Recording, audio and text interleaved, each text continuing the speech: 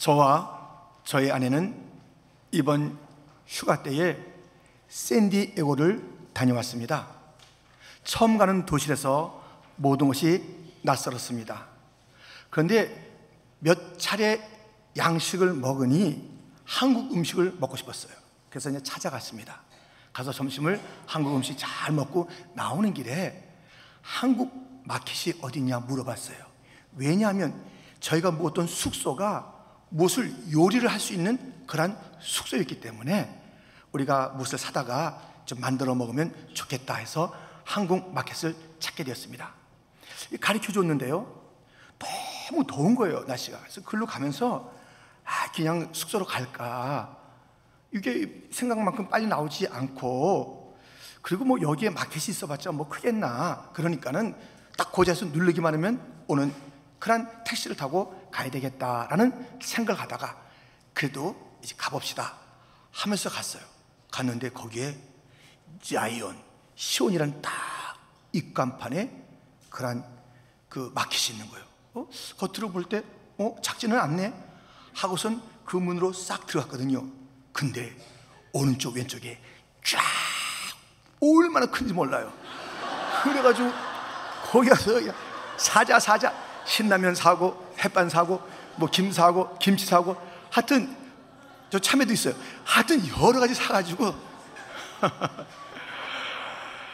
근데 그곳에 들어가니까요, 그렇게 정말 널찍하고요, 뉴욕의 가장 큰 대형 마켓 못지않는 광대하고 마켓도 있고 또 푸드코트도 커서요, 쉴 수도 있고 무엇인가 많이 살 수 있는 아주 깜짝 놀랄 그런 내용이 그 문 안쪽에 있었다는 것이에요. 오늘도 문에 대한 이야기가 나옵니다. 본문 18절에 이렇게 되어 있습니다. 우리 한번 같이 읽겠습니다. 뜰의 휘장문을 청색, 자색, 홍색 실과 가는 게 꽃 배실로 수놓아 짰으니 길이는 20규빗이요 너비와 높이는 뜰의 포장과 같이 5규빗이며. 지금 이 출애굽기에 계속 성막에 대한 이야기가 나오지 않습니까? 세상과 이 성막 안을 휘장으로 이제 구분하는 것입니다. 그래서 이 북쪽과 남쪽은 100규빗, 한 50cm, 50m 정도 됩니다. 50m 정도 이렇게 되는 것이죠. 그 다음에 저 서쪽과 동쪽은 50규빗, 25m 정도 되는 그런 규모로 이렇게 휘장을 쳐놨고요. 바로 이 동쪽에만 단 하나의 문이 형형색색으로, 다른 것은 흰색으로 이렇게 휘장을 쳐놓게 되었다는 것입니다. 그래서 동쪽으로 문이 하나 있다는 것입니다. 이 성막 전체가 그렇고 성경 전체가 누구를 항상 이야기하고 있냐면 예수님이에요. 이 문은 어떤 문인가? 바로 구원의 문입니다. 그것을 예표하고 있으니 요한복음 10장 9절에 예수님께서 친히 이렇게 말씀하셨습니다. 같이 읽습니다. 내가 문이니 누구든지 나로 말미암아 들어가면 구원을 받고 또는 들어가며 나오며 꼴을 얻으리라. 아멘. 우리 주님께서 문, 구원의 문이라고 말씀하시고 오늘 이 성막, 바로 그 휘장의 문도 구원의 문 예수님을 나타내 주고 있는 것입니다. 마켓의 문을 통해서 들어갔을 때 쫙 아주 엄청난 것들이 그 안에 있었던 것처럼 주님께서는 구원의 문으로 초청하시는데 거기에는 엄청난 것을 가지고 초청하시는 거예요. 우리 주님이 구원의 문으로 와라, 이 문으로 들어와라 초청하는데 들어가 보니 별거 아니야. 그런 것이 아니라 우리 주님께서는 꽉 그 문 안쪽 뜰에, 그리고 그 안에 모든 것에 상상 못할 축복들을 가지시고 베풀어 놓으시면서 이제 문으로 들어오라 초청하고 있는 것입니다. 구원의 문으로 들어와야 이 모든 것을 너희가 누리게 된다라고 초청하는 것입니다.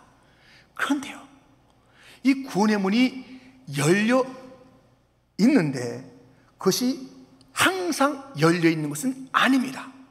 그것을 우리에게 일깨워주는 것이 노아의 방주입니다. 노아가 방주를 지어서 그 문이 열려 있을 때 짐승조차 들어왔던 그 문, 마침내 닫히는 것이에요. 창세기 7장 15절 16절 말씀을 같이 읽겠습니다. 무릇 생명의 기운이 있는 육체가 둘씩 노아에게 나와 방주로 들어갔으니 들어간 것들은 모든 것의 암수라. 하나님이 그에게 명하신 대로 들어가매 여호와께서 그를 들여보내고 문을 닫으시니라. 문이 닫히는 거예요. 이 구원의 문, 생명의 문이 닫히는 시간이 있다는 것입니다. 예수님께서도 열처녀의 비유를 말씀하실 때에 다들 신랑이 오기를, 예수님 오기를 기다렸던 그런 처녀 중에 5명은 결국 못 들어갔다고 말씀하시는 것을 알지 않습니까? 마태복음 25장 10절부터 보면 그들이 살아가는 사이에 신랑이 오므로 준비하였던 자들은 함께 혼인잔치에 들어가고 문은 닫힌지라. 그 후에 남은 천들이 와서 이르되 주여 주여 우리에게 열어주소서. 대답하여 이르되 진실로 너에게 이르노니 내가 너희를 알지 못하노라 하였느니라. 5 처녀, 그들도 신랑을 기다렸다니까요.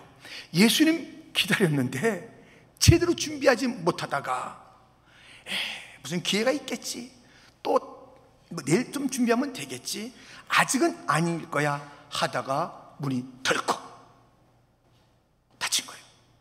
다시는 열리지가 않습니다.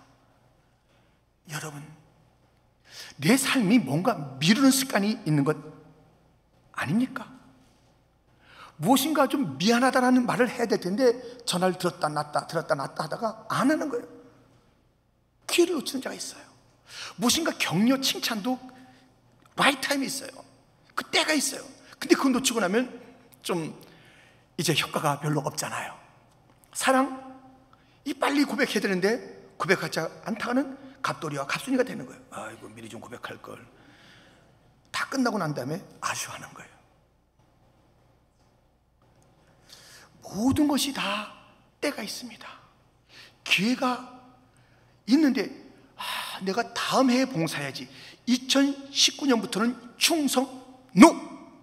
무슨 2019년도에? 지금 하세요. 지금 하시라고. 지금 내일부터 뭐 좀 NO! 누가 내일이 우리 날이라고 그래요?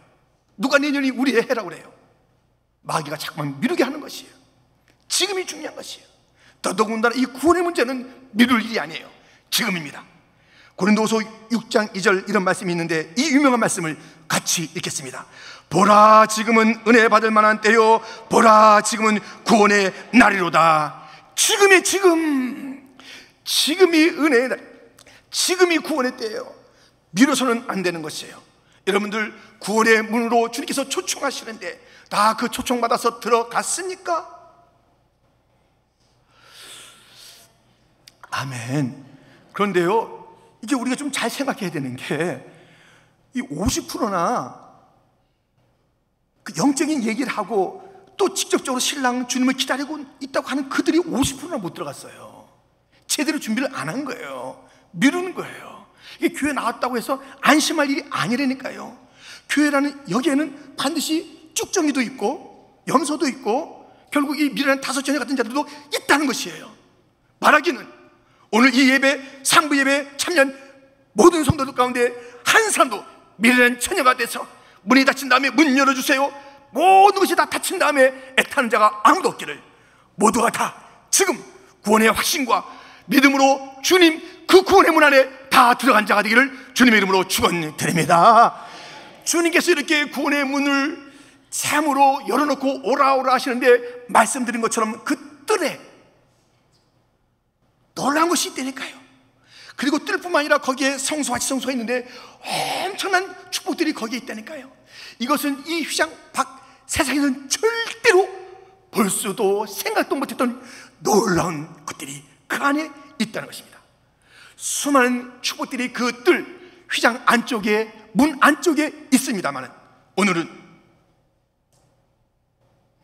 그 모든 것을 다 헤아려 말씀드릴 수 없으니 2가지만 말씀을 드리겠습니다.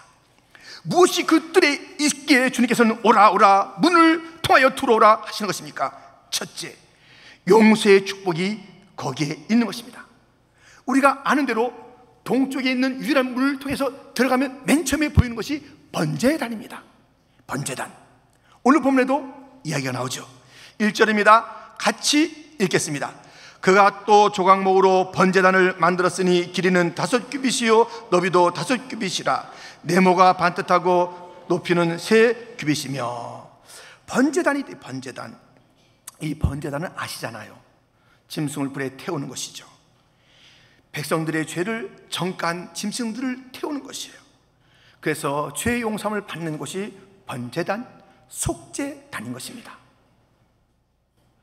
이것 또한 예수님의 십자가 고난 죽음을 예표하는 것이죠.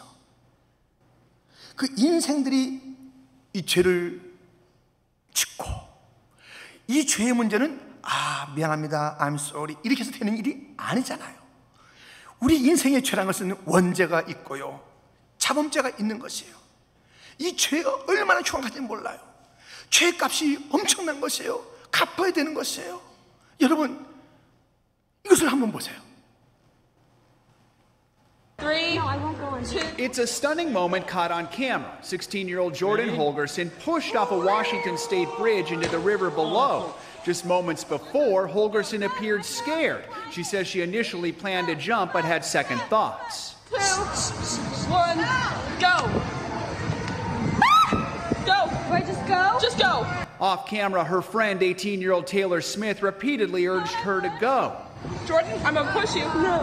Then came this. Well, she's saying no. No, I Ready? Oh, that's so. Holgerson landed chest first in the water, suffering 6 broken ribs and punctured lungs. Today, Smith was charged with reckless endangerment, a gross misdemeanor. Prosecutors say it is clear that Taylor Smith engaged in conduct which created a substantial risk of death and resulted in serious physical injury. I'm not too happy with Taylor's charge. I just don't feel like reckless endangerment. I don't think that was enough. Smith told NBC News she never intended to hurt her friend. The bridge is a popular destination despite signs that say no jumping. In all, from top to bottom, jumpers plunge about 60 feet. 이 치던 친구들이 준비 안 된 친구 그냥 밀어넣어서 아주 다치게 했잖아요. 벌 받죠. 이런 일도 벌 받는데 우리가 한 일은 어떨까요? 이 정도가 아니잖아요. 우리 얼마나 살아오면서 친한 사람 밀어냈어요? 얼마나 상하게 했냐고요? 얼마나 아픔을 줬냐고요? 얼마나 힘들게 했냐고요? 장난이 있네 하면서 그냥 준비도 안 된 그 상황 속에서 턱턱 밀어넣어서 얼마나 힘들게 했냐고요? 놀랍게도 누가복음 4장 29절, 누가복음 4장 29절에는요 예수님의 동네 사람들이 예수님을 갖다 저 산 낭떠러지로 끌고 갔어요. 그거 아세요? 끌고 가서 막 밀어서 떨어뜨리려고 그러는 거예요. 다 주님께서 십자가 그 앞에만 끌려간 게 아니에요. 동네에서 다 끌고 가서 이제 낭떠러지에서 밀어뜨리려는 그런 일들을 갖다가 보이는 모습이 있습니다. 우리가 얼마나 내 가까운 자들을, 내 아내를, 내 남편을, 내 자녀를 갖다가 그냥 장난삼아 밀어서, 아니 또 다른 의도를 가지고 밀어서 얼마나 힘들겠으며, 하나님조차 내 생에서 이렇게 밀고 하나님의 영광을 떨어뜨리고 주님의 이름을 떨어뜨리고 얼마나 많은 죄를 졌어요. 얼마나 끔찍한 죄를 졌어요. 이것을 어떻게 우리가 해결할 수 있냐고요? 사람으로는 해결할 수가 없습니다. 그러기에 주님께서 문으로 돌아오라, 문으로 들어오라. 거기에 번제단이 있어 예수님의 보혈로, 예수님의 십자가로, 예수님의 죽음으로 나의 모든 죄가 처리되고 예수님의 의가 나의 것이 되는 그러한 은총을 마련한 자리가 그 문 안쪽에 있으니, 성도요, 우리가 이 문, 구원의 문 안에 있는 보혈의 속죄의 은총을 다 누리시고 죄 용서함 받으시고 우리 이름은 다시는 기억하지 않으시니 내 자신이 자책할 것도 없고 누구의 정죄를 받을 필요도 없고 예수님에게 다 맡긴 그 모든 죄, 주님께서 주시는 그 놀라운 의, 서로 맞바꾼 정가된 놀라운 축복의 자리를 우리가 기억하면서 그 자리에서 그것을, 구원을 누리면서 노래하고 찬송해야 되는 것 아니겠습니까? 함께 찬양합니다. 마음에 가득한 의심을 깨치고 지극히 화평한 마음으로 찬송을 부르는 어린 양 예수의 그 피로 속죄함 얻었네. 속죄함 속죄함 주 예수 내 죄를 속했네.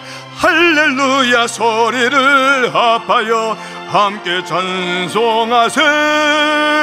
그 피로 속죄함 얻었네. 나 같은 죄인이 용서함 받아서 주 앞에 옳다함 얻음은 확실히 믿기는 어린 양 예수의 그 피로 속죄함 얻었네. 속죄함 속죄함 주 예수 내 죄를 속했네.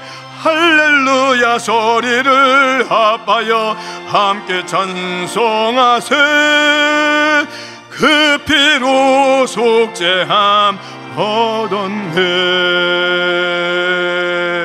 할렐루야. 주님께서 왜 우리를 오라 하시는 거예요? 왜 이 구원의 문을 통하여 들어오라 하시는 거예요? 그 안에만이 용서가 있기 때문에. 인생의 난제 중에 난제, 그것을 해결하지 않으면 진노를 받는 것이고 영원한 형벌의 자리에서 죽는 고통이 있지만 죽지 않는 그 지옥, 죽는 고통이 있으나 죽지 않는 그 지옥에서 영원히 살아야 될 우리들, 주께서 그 죄를 용서하시기 위하여 부르시는 것이에요. 그 문에 들어가 있습니까? 안전하십니까? 혹시 우리가 겉모양은 그래서 내가 여기 귀에 앉아 있으면 구원의 문에 들어온 것 맞지? 이렇게 우리가 생각하는 가운데, 그날에 나는 준비 안 된 자로서 문 닫힌 그 문을 바라보며 이를 갈며 슬피우는 그런 존재가 되는 것은 아닙니까? 확신하셔야 됩니다. 가장 먼저 우리가 이 세상에서 사는 동안에 내가 하고 싶은 것 10가지, 100가지, 1000가지가 다 이루어진다 할지라도 단 하나 구원의 문을 통과하지 않았다면 인생은 헛산 것이며 그 결과는 무서운 것이니 다른 손 다 내려놓더라도 주여 내 손은 하나 있습니다. 구원의 문 예수 믿어 들어가서 주께서 예비하신 십자가의 은총 번제단의 축복을 누리게 하여 주옵소서. 용서의 사람 되게 하여 주옵소서. 예수의 은을 더는 자 되게 하여 주옵소서. 이것이 저의 전부의 소원입니다. 가장 중요한 저의 인생의 문제입니다. 구원의 문 들어갔는가? 구원의 문 들어갔는가? 이것을 분명하게 확신하고 선포하는 자가 되기를 주님의 이름으로 축원드립니다. 이렇게 세상에서 없는 구원이 그 구원의 문 안쪽에 뜰에 있다는 것입니다. 두 번째 축복은 성령의 축복입니다. 뜰에서 번제단을 먼저 만난 다음에 그 다음에 만나는 것이 바로 물두멍이지요. 본문에도 있습니다. 8절 말씀인데 같이 읽겠습니다. 그가 노추로 물두멍을 만들고 그 받침도 노추로 하였으니 곧 회막문에서 수종드는 여인들의 거울로 만들었더라. 아멘. 물이 있는 녹그릇이잖아요. 이 성경에서 물을 얘기할 때는 무엇을 예표하냐면 성령님을 예표하는 거예요. 이 성령님으로 씻는 것이죠. 물로 손발을 씻는 것, 그게 눈에 보이는 형상이고 그 과정입니다만은 이것의 신령한 의미는 성령으로 우리를 정결케 한다는 것이죠. 정결케. 마치 나병 환자 나아만이 요단강물에 7번 들어갔다 나오면서 깨끗하게 됐던 것처럼 성령으로 정결해지고 거룩해져야 되는 것입니다. 씻겨야 되는 것입니다. 이 번제단에 불이 있었다면 이 물두멍에 물을 통해서 성령을 통해서 이 번제단에 보혈이 흐른다면 이 물두멍에 그 흐르는 성령을 통해서 우리가 깨끗해지는 거예요. 우리가 정결해진 축복이 그 구원의 문, 그 뜻 속에 있는 것입니다. 이 성령님을 만나게 되면 정결해져요. 거룩해져요. 그것만이 아니라 우리의 그 소원이 바뀝니다.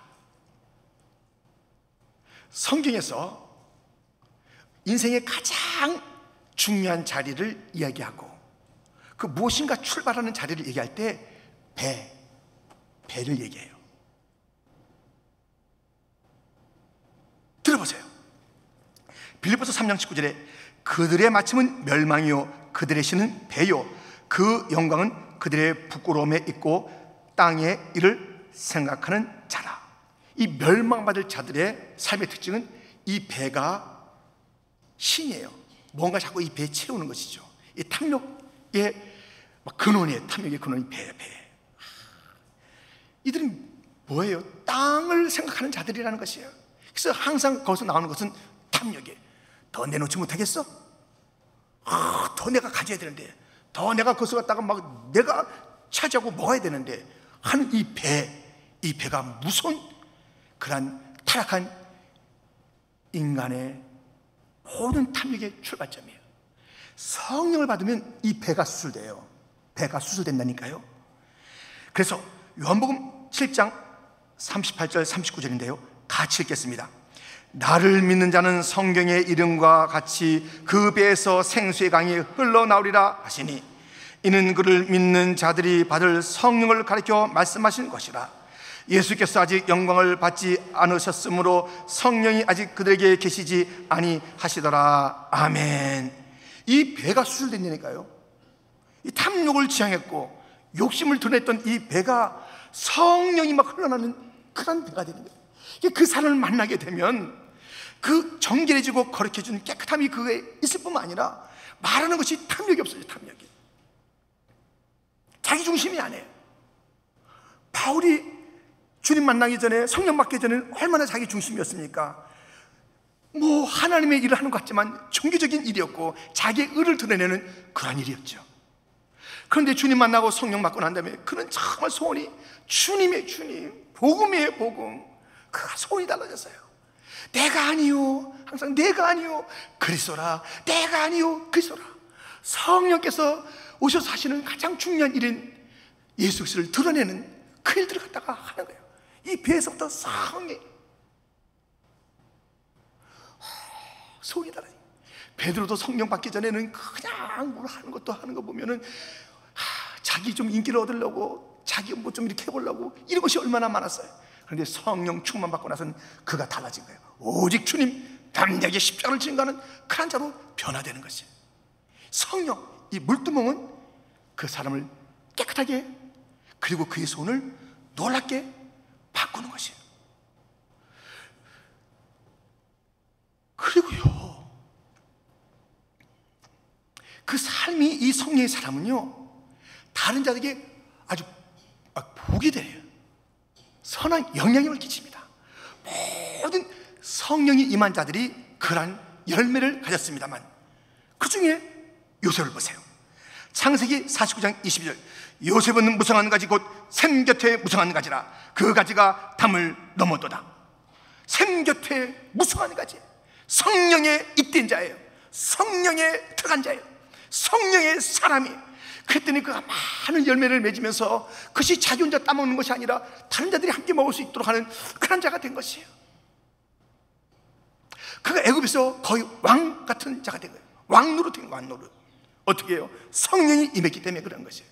성령이 임하면요 영향력이 있는 자가 되는 거예요. 성령이 임하면 다른 자를 윤택케 하는 거예요. 성령이 임한 사람은 자기 자신의 욕심을 그렇게 품고 사는 자가 아니라, 육신의 소욕을 쫓아 사는 자가 아니라 성령께서 원하시는 삶을 사는 것이 그리스도 중심으로 사는 것이고 다른 자에게 무엇인가 아름다운 것을 나누는 그런 인생이 되는 것이.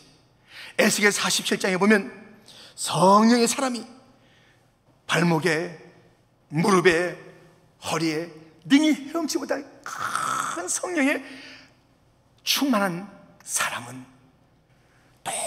놀라운 세상을 바꾸는 부흥의 역사를 일으키는 그런 자가 된다는 것을 우리에게 일러주고 있는데, 그 아름다운 말씀을 우리가 다시 한번 볼 것입니다.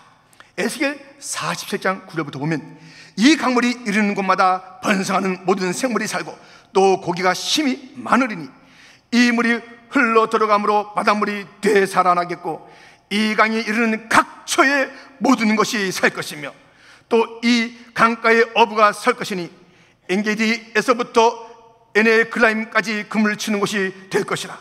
그 고기가 각기 종류를 따라 큰 바다의 고기같이 힘이 많으려니와 그 짐벌과 갯벌은 되살아나지 못하고 소금 땅이 될 것이며 12절 같이 읽겠습니다. 강 좌우가에는 각종 목을 가실 나무가 자라서 그 잎이 시들지 아니하며 열매가 끊이지 아니하고 달마다 새 열매를 맺으리니 그 물이 성소를 통하여 나옵니다.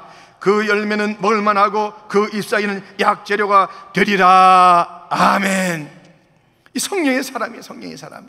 가는 곳곳마다 생명을 일으키는 것이에요. 가는 곳곳마다 모든 자들에게 기쁨을 주는 것이에요. 가는 곳곳마다 평강을 주는 것이에요. 가는 곳곳마다 놀라운 이적들을 일으키는 것이에요. 열매가 있는 것이에요. 그 잎사귀마다 약재료가 되는 놀라운 일들이 일어난다니까요.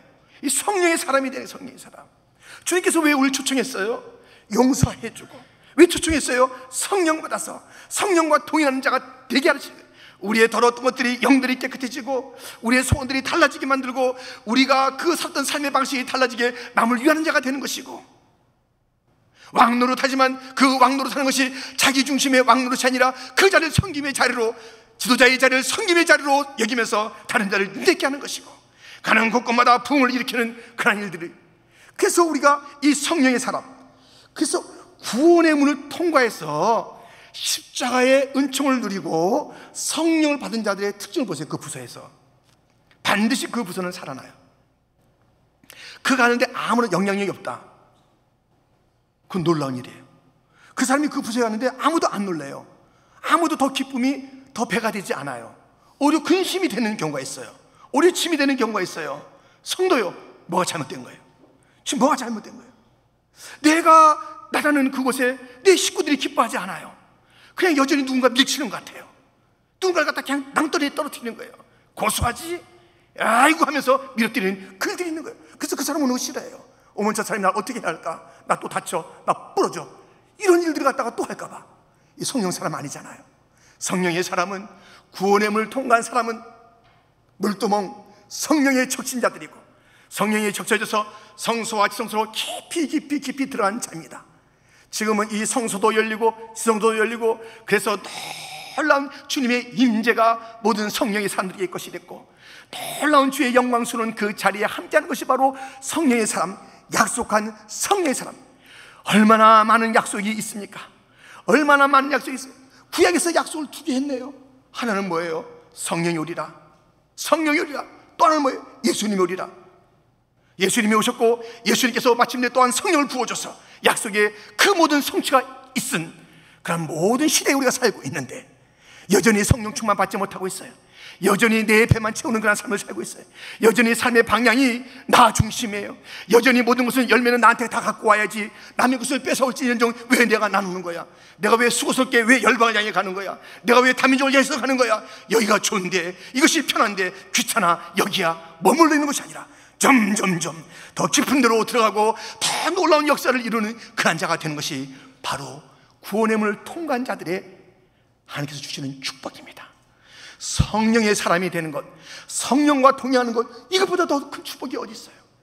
할 수 없는 것을 힘으로도 안 되고 능으로도 안 되지만 여호와의 신이 임할 때에, 성령이 임할 때에 감당이 될 줄 믿습니다. 왜 우리가 이렇게 버거워하는가? 왜 우리가 힘들어하는가? 왜 우리가 몸이 천근만근인가? 왜 얼굴에 기쁨이 없는가? 왜 언어가 긍정적이지 않는가? 성령 안 받아서 그래요. 물두멍을 체험하지 않은 게, 물두멍을 주님께서 그 뜰에 베풀어놓은 그 물두멍, 주님께서 받아 누리라고 그렇게 베푼 그런 물두멍을 체험하지 못한 것이에요. 왜 죄에 계속 눌려있는 것입니까? 왜 죄를 갖다가 그렇게 치고도 그냥 모른 척하고 지내는 것입니까? 이것은 그 뜰에 들어와서 노제단에 죽으신 예수, 오늘 본문에 보면 수많은 재산에 대한 이야기가 나오는 거예요. 주 앞에 드려진 그런 고가의 큰 달란트와 세겔들이 오늘 본문에 나오는 것이에요. 이게 다 무엇이에요? 예수님의 보배로운 피를 얘기하는 것이에요. 예수님이 그 고귀하신 분이 모든 것을 다 쏟아서 교회를 살리고 성도를 살렸다라는 그 놀라운 번제단의 축복이 그 안에 담겨 있는데, 우리가 제대로 된 구원의 문을 통과한 자라면 우리가 눈을 뜨고 보는 것 아닙니까? 십자가 무한 영광일세. 십자가 갈보리 십자가 흘러넘치는 보혈이 나를 살렸네, 내 죄를 속했네 찬양하는 것 아닙니까? 물두멍 성령의 역사 나의 것으로 삼기 위하여 주님께서 베푸신 노때의 그 성령의 역사, 그것을 나의 것으로 삼으리라. 여러분, 성령님과 동행하며 따뜻한 삶을 살기를 축원합니다. 힘있는 삶을 살기를 축원합니다. 소망의 삶을 살기를 축원합니다. 기쁨의 삶을 살기를 축원합니다. 말하는 것 한마디 한마디가 너무 보배롭고 은혜로운 자가 되기를 주님의 이름으로 축원합니다. 성령이, 이것은 관념이 아니에요. 이론이 아니에요. 멀리 있는 그런 성경의 지식이 아니에요. 성령님은 보혜사예요. 내 안에 계신 것이에요. 그래서 영 가운데 내가 거는 것이에요. 거기에 담겨 있는 것이에요. 이것은 반드시 티가 납니다. 반드시 티가 나는 것이에요. 깨끗하게 세수한 사람과 오랫동안 그렇게 하지 않은 자가 티가 나는 것처럼, 여기에요, 이 물두멍을 만드는데요, 여인들의 거울을 가지고 만든 것이에요. 여인들의 거울을. 이 노시 옛날에 그 거울이었거든요. 여인들에게 가장 중요한 게 뭐겠어요? 거울 아니에요.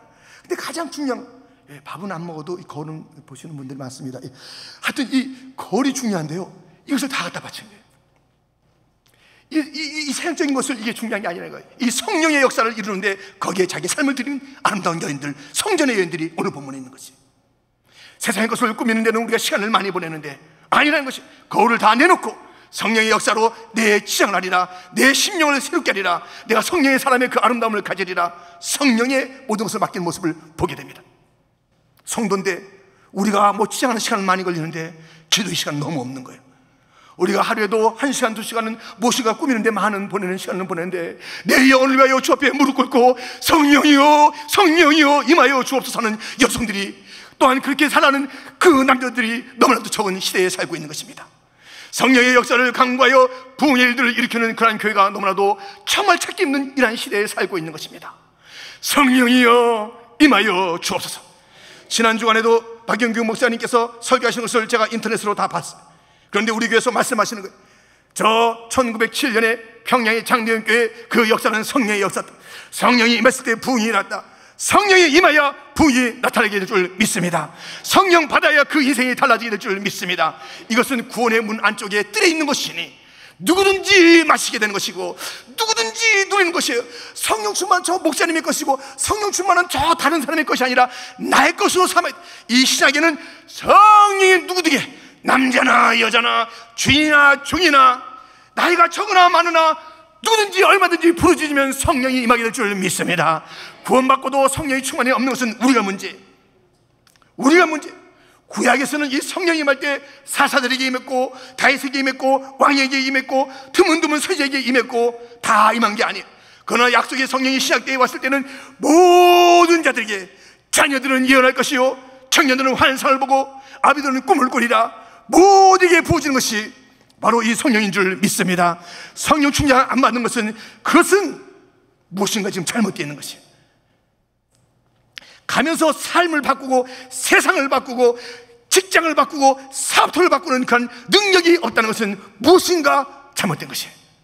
그러므로 우리가 다시 한번 주 앞에 주님께서 베푸신 뜰하게 보혈의 능력, 불의 능력, 성령의 능력, 정결한 그 물의 역사, 생명수와 흐르는 삶을 내가 살게 하여 주옵소서.